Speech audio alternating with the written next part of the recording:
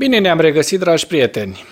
Astăzi s-au întâmplat niște evenimente foarte importante, așa că dăm bătaie cu subiectele principale ale analizei noastre de astăzi, care sunt: Putin și-a declarat pregătirea pentru negocierile cu SUA cu condiția predării totale a Ucrainei, potrivit Institutului pentru Studiul Războiului. Ucraina atacă fabrici militare și infrastructura Rusiei ca răspuns la superioritatea aeriană declarată a Kremlinului. Armata ucraineană a atacat mai multe obiective ale industriei militare rusești, inclusiv o fabrică de avioane Suhoi 25. Președintele Donald Trump a semnat mai multe ordine legislative controversate, printre care și un ordin executiv prin care retrage Statele Unite din acordul de la Paris privind clima și altul pentru retragerea Statelor Unite din Organizația Mondială a Sănătății. Vladimir Putin și-a declarat pregătirea pentru negocieri cu Statele Unite cu privire la războiul din Ucraina, dar a prezentat o cerere finală, o capitulare completă a Ucrainei, lucru care, așa cum știm, nu va fi posibil pentru că Trump deja a dat un mesaj foarte, foarte dur lui Putin, în care îi arată foarte frumos ora exactă. Putin ar fi convocat o reuniune a Consiliului de Securitate al Rusiei pe 20 ianuarie, la care el și ministrul rus de externe Sergei Lavrov au reafirmat pregătirea Rusiei pentru discuții de pace cu noua administrație a președintelui american Donald Trump. Putin a subliniat că orice acord de pace trebuie să se bazeze pe eliminarea cauzelor fundamentale ale conflictului, ceea ce, a spus el, include satisfacerea cererilor dure ale Rusiei. Vise umede, așa cum vă mai spuneam. Oficiali superiori ai Kremlinului, inclusiv Putin și Lavrov, au subliniat în mod repetat în ultimele săptămâni că Kremlinul refuză să ia în considerare orice compromis cu privire la cererile lui Putin făcute la sfârșitul anului 2021, începutul anului 2022. Aceste cereri includ statutul permanent neutru al Ucrainei, neaderarea Ucrainei la NATO, restricții stricte privind dimensiunea armatei ucrainene și înlăturarea guvernului ucrainean de la putere.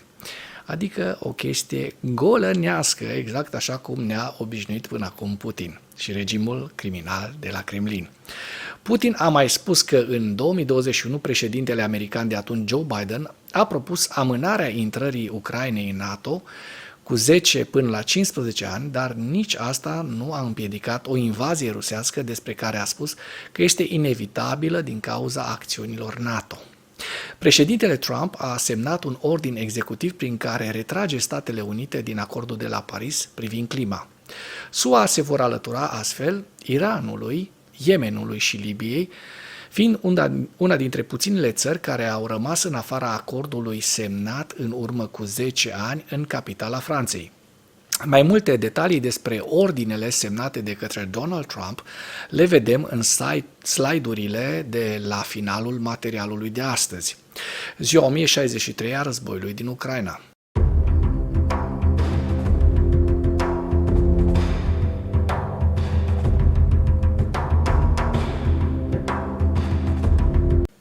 Potrivit statului major al forțelor armate ale Ucrainei, în dimineața zilei de 21 ianuarie 2025, pierderile totale în lupta ale Rusiei de la începutul invaziei neprovocate asupra Ucrainei se ridică la cifra de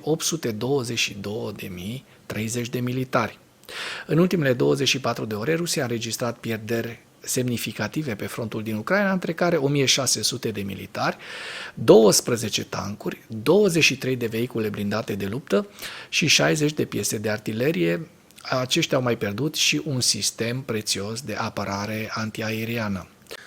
Dacă până în acest moment ai găsit informații utile în material, contribuie cu un like și cu o distribuire a acestui videoclip pentru a ajunge la cât mai multă lume. Ucraina atacă fabrici militare și infrastructura Rusiei ca răspuns la superioritatea aeriană a Kremlinului.